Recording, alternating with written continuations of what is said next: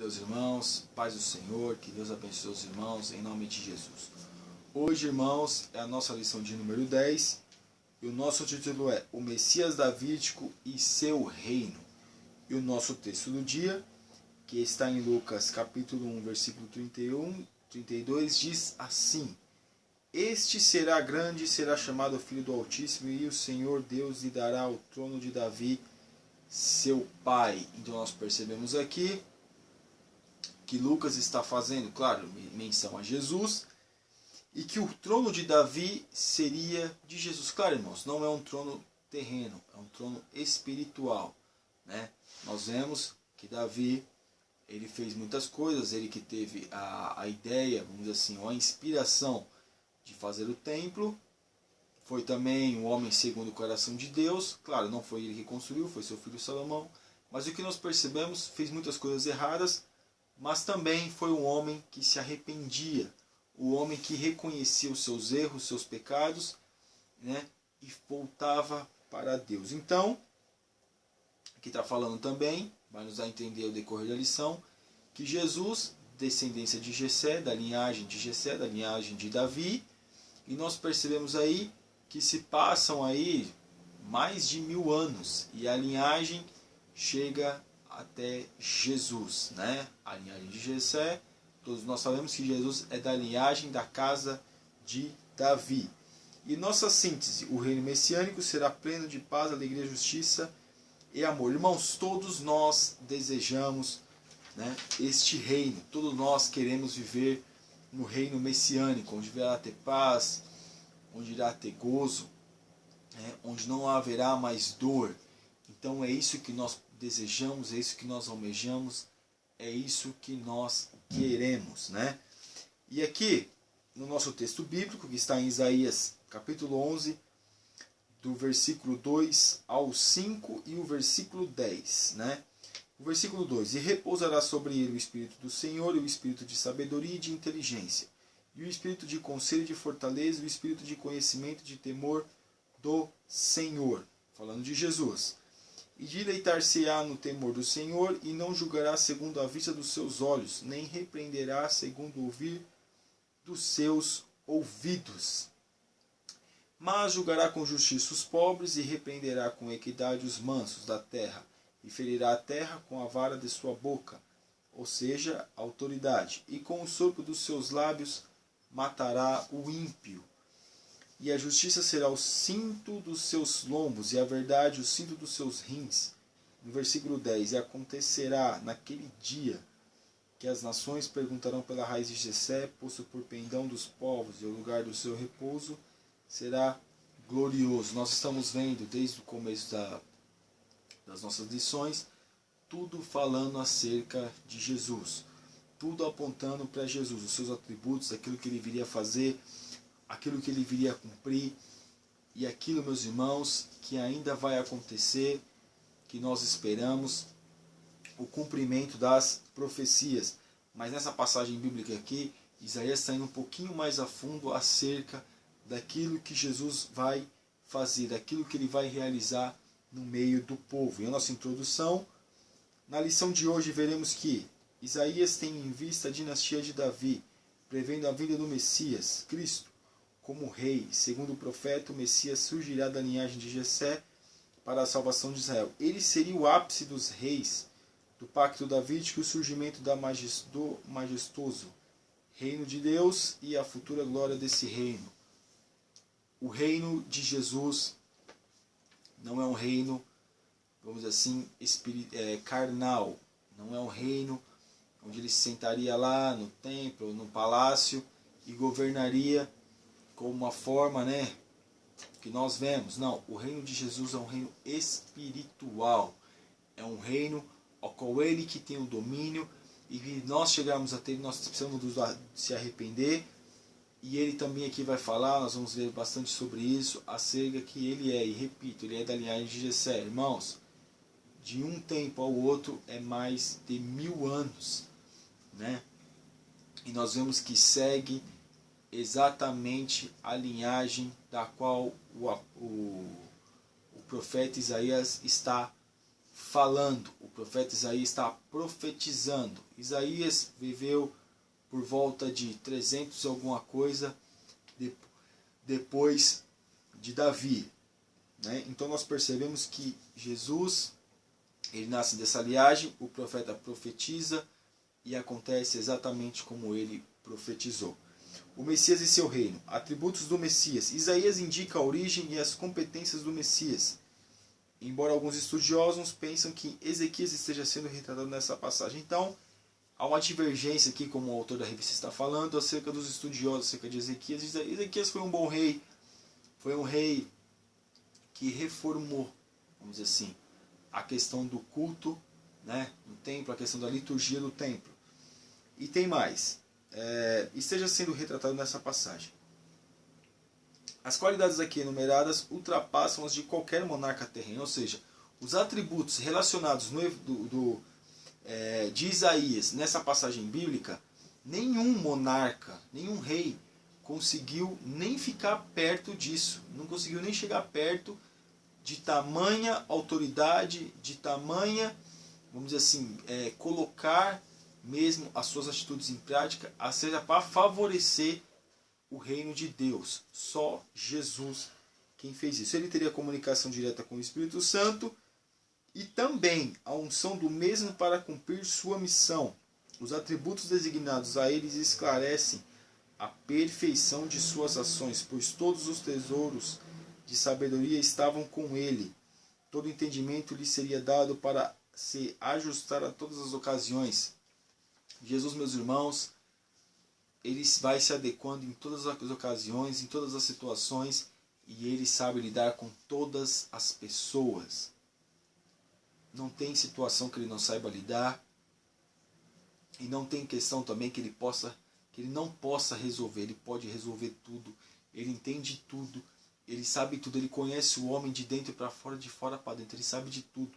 E aqui está falando, por isso aqui está falando, pois todos os tesouros de sabedoria estavam com ele. Todo entendimento lhe seria dado para se ajustar a todas as ocasiões. É que nós estamos falando. Ele sabe lidar com todas as ocasiões, com todas as situações. Então é interessante nós sabermos que Jesus, ele tem todo o entendimento, toda a sabedoria. E isso foi dada a ele. Claro, ele teve que estudar, teve que correr atrás, vamos dizer assim, mas com uma percepção melhor, maior do que a nossa. O Espírito Santo de Deus falava diretamente com ele. E ele também fala conosco. Basta nós darmos ouvido. Seguindo aqui, irmãos. A justiça do reino. Nos tempos do Antigo Testamento, a justiça era a responsabilidade do rei. A ordem e a prática da justiça eram atribuições do seu governo. No entanto, não se refere a todos os atos do governo, mas apenas à defesa dos pobres e oprimidos. O Messias vai julgar, porém seu julgamento não será por aparências, nem suas decisões serão com base em rumores. Jesus, ele não julga, ele não vem a tratar alguém, no caso de resolver um problema com uma certa pessoa, acerca do que estão falando, acerca do que estão dizendo. Não, irmãos. Ele vai naquilo que a pessoa está fazendo.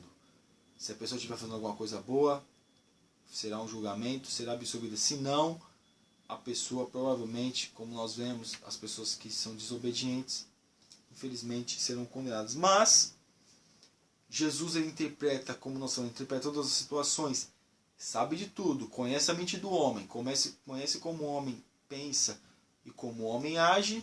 Então, meus irmãos, ele sempre faz um julgamento justo. Seu julgamento não será de aparências, nem suas decisões com base de rumores, como nós lemos. Ele julgará com retidão baseado no que é sensato. Paulo enfatiza intensamente a justiça atribuída a nós por Deus por intermédio de Cristo. Esse caminho de justiça está aberto tanto ao judeu como para o gentil. O reino de Deus consiste nessa retidão e nos atribui, mediante uma correta posição diante de Deus, de pecadores e purificados por meio de Cristo. Irmãos, é maravilhoso nós sabermos que Jesus, ele se importa conosco. E é só por meio dele, através dele e com ele é que nós conseguimos alcançar a retidão, alcançarmos a regeneração. É importante nós sabermos, até aqui voltando um pouco aqui, né, que o reino de Deus consiste nessa retidão não atribuída mediante uma correta posição, atribuída mediante uma correta posição diante de Deus. Ele tem uma correta posição, ele sabe como se portar, ele sabe como tratar as pessoas, sabe como fazer. Ele não precisa ser ensinado por ninguém, ele sabe como tem que fazer.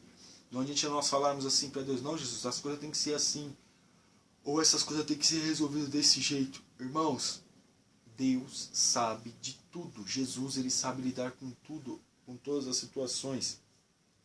Então é por isso que ele tem a justiça do reino em suas mãos, porque ele sabe administrar, ele sabe colocar em prática aquilo que lhe é atribuído.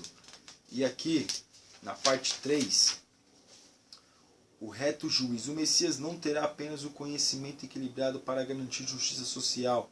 Aqui, meus irmãos, é provável que nós veremos falar muito sobre isso, mas também terá força para colocar em vigor o que ele sabe estar correto. Ninguém o engana com julgamentos falsos ou frustra sua capacidade de discernimento, pois sua sabedoria não é meramente humana.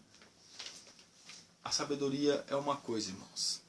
A sabedoria humana é muito limitada. Mas, quando nós olhamos para Deus, para o Senhor Jesus, nós vemos. Não chegamos a ver com olhos carnais, mas com olhos espirituais e com entendimento. Nós entendemos, né, que Ele sabe julgar qualquer causa. Ele, como nós falamos, Ele conhece tudo e sabe interpretar as pessoas. Ele sabe julgar qualquer situação. Então, nós temos que ficar, né, fazendo aquilo que é certo, aquilo que é correto, aquilo que é aprazível nós fazermos diante de Deus, aquilo que nós podemos fazer com a consciência tranquila, limpa e sossegada. E aqui, a justiça está em relação com a fidelidade. Ele não apenas faz justiça aos fracos, mas demonstra fidelidade à aliança com Deus. Justiça e fidelidade são partes integrais de suas vestes. Então, meus irmãos, isso é um atributo que Jesus tem, de fazer justiça aos mais fracos. Às vezes aqueles que muitas das vezes não têm condições de se, vamos dizer assim, de se defender, de se colocar numa posição ao qual possa ter, vamos dizer assim, um resultado favorável acerca daquilo que o está acusando, que está num patamar mais alto que ele. Mas Jesus, como conhece todas as coisas, reto juiz, ele sabe como julgar e sabe exatamente a sentença que essa ou aquela pessoa merece. O cinturão segurava todas as peças do vestuário, e sua fidelidade aos homens e a Deus esboça a nobreza do seu caráter. Ele faz as coisas com nobreza e com ótimo caráter. Aqui nós vamos perceber que Jesus, ele está falando de uma forma fina, de uma forma educada, de uma forma ao qual o homem possa entender que se está respondendo por uma situação é porque o fez, é porque cometeu. E o nosso pense aqui, meus irmãos, as qualidades do Messias nos levam a ter certeza de que sua glória, força e poder vão além de qualquer força humana. Irmãos, não existe força que possa ser parâmetro para aquilo que Deus é, para aquilo que Deus faz, para aquilo que o Senhor Jesus faz. A futura restauração de Israel. Promessas de restauração. Tópico 2. Para alguns eruditos, essa seção representa a derrota dos inimigos e a restauração de Israel. Outros veem aqui uma profecia a longo prazo, dita pelo profeta descrevendo o Messias e o futuro reino de Deus, onde os seus filhos de todas as tribos e nações serão recolhidas por ele e todos os beneficiarão com o reino de Deus. Prometeu a Abraão que por meio de sua linhagem todos os povos da terra seriam abençoados. Jesus, ele prometeu restaurar um povo terrível, um povo, vamos até colocar caído, né, que a gente vê caído quando se coloca no Antigo Testamento, mas um povo que peca, que realmente transgride os mandamentos, aquilo que Deus deixou para nós cumprirmos. Então, nós percebemos, irmãos, que Jesus, ele tem uma promessa para todos nós. Todos nós temos uma promessa. E como ele prometeu a Abraão que através dele faria uma grande nação, acerca da fé monoteísta, acerca de um Deus só, acerca daquilo, da fé ao qual reconhece o Senhor como único e suficiente Salvador, um Deus que salva, um Deus todo-poderoso, um Deus maravilhoso, um Deus eterno.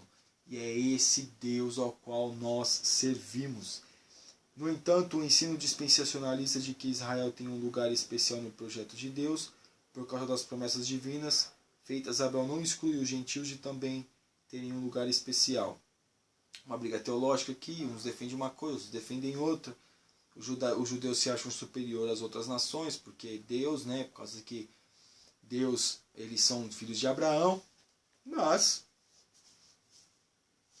nós que cremos no Senhor, que sabemos quem é Deus, nós também entramos nessa conta. Ninguém é melhor do que ninguém, ninguém é maior que ninguém, mas o que nós percebemos é que alguns têm essa mentalidade, mas não cabe a nós termos esse tipo de mentalidade. O que cabe a nós é esperar as promessas de Deus. Não exclui os gentios de também terem um lugar especial. Não nos exclui, meus irmãos. Nós fazemos parte dos gentios, não nos exclui de termos lugares, mesmo que eles acham que tem um lugar especial, mas também nós temos. Se olhar por este ângulo, se olhar com essa visão dispensacionalista, nós também temos um lugar especial, juntamente com o Senhor Jesus.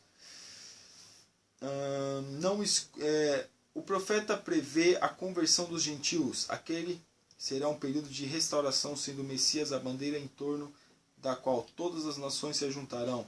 E a igreja será chamada de todos os lugares da terra para adentrar ao seu reino. Seu governo será absolutamente universal e Deus se tornará tudo para todos. Cristo será glorificado e todas as coisas estarão incluídas no seu poder restaurador.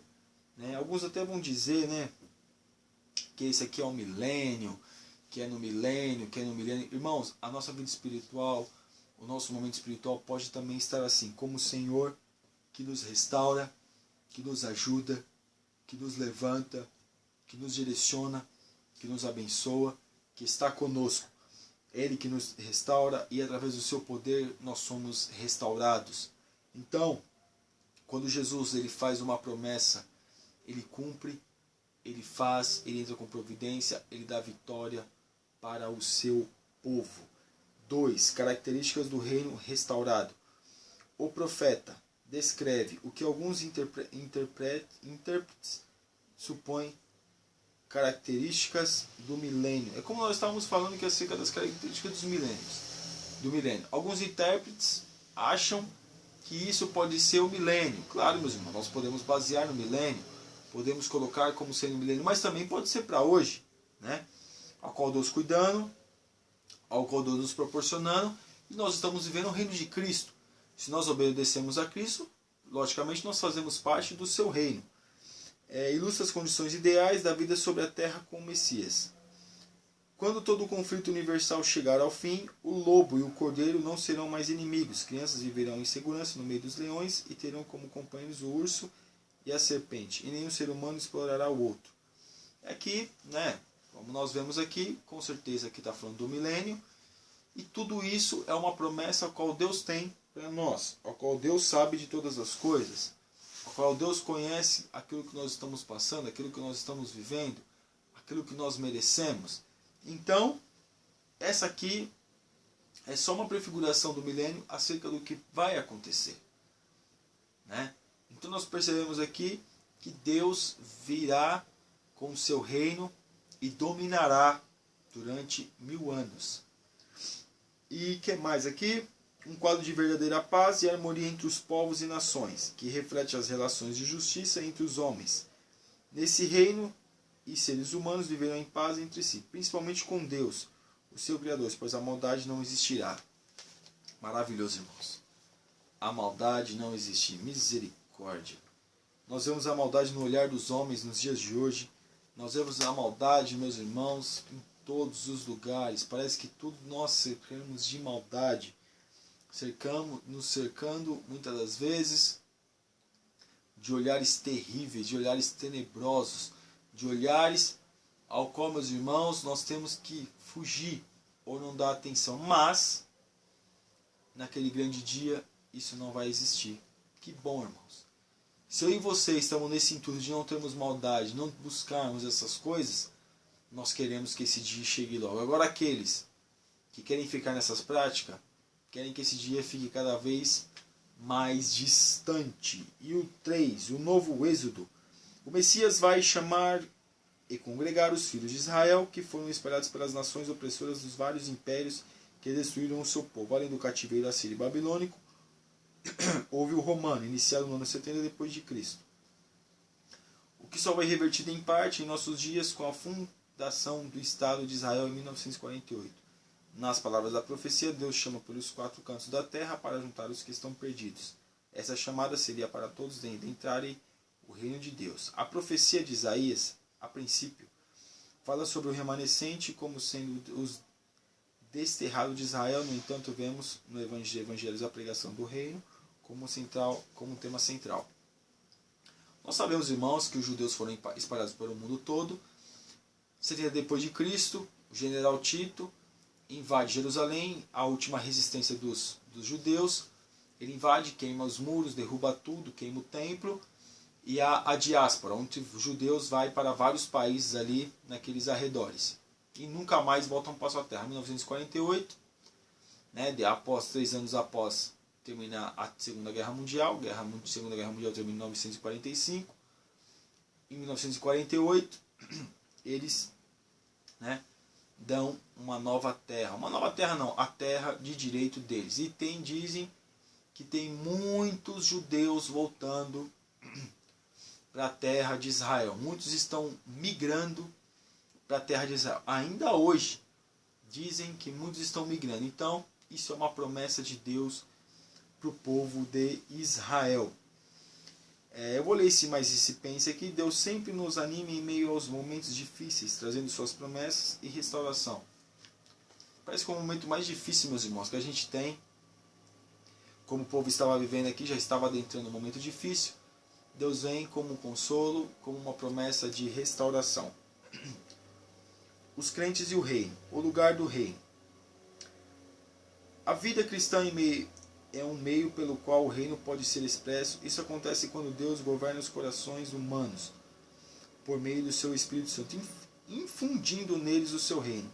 O reino pode ser concebido como existente no céu ou no coração dos seres humanos regenerados. A igreja é formada pelos regenerados no céu e na terra. Esse reino tem um rei, onde esse rei é aceito como tal. Aí está o reino de Deus. No Evangelho de Mateus, ele é chamado do reino dos céus, porque céu é a habitação de Deus. Porém, quando o reino finalmente se estabelecer a autoridade de Jesus, Cristo será exercido em todos os lugares. Isso é uma promessa, a qual nós esperamos o reino de Deus, ou o reino do céu, como você preferir.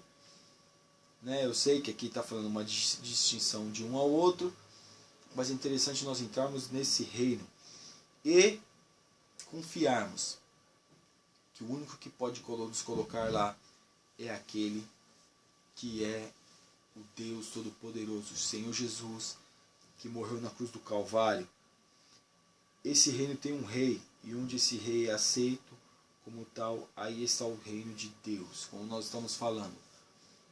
Quando nós aceitamos Jesus, automaticamente nós temos o reino de Deus na nossa vida, dentro de nós, como é abençoador para nós. O reino como virtudes cristãs.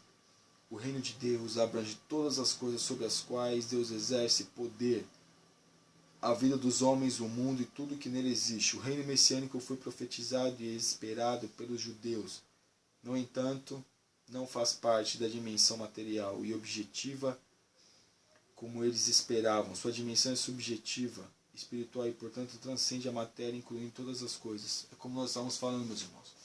Os judeus esperavam um reino carnal, mas o reino de Jesus é um reino espiritual. Então acontece tudo o que acontece, como nós já sabemos, mas Jesus, ele sempre nos surpreende, fazendo com que o nosso olhar vá mais longe, vá mais distante, abranja mais aquilo que está ao nosso redor, aquilo que pode nos ajudar, né?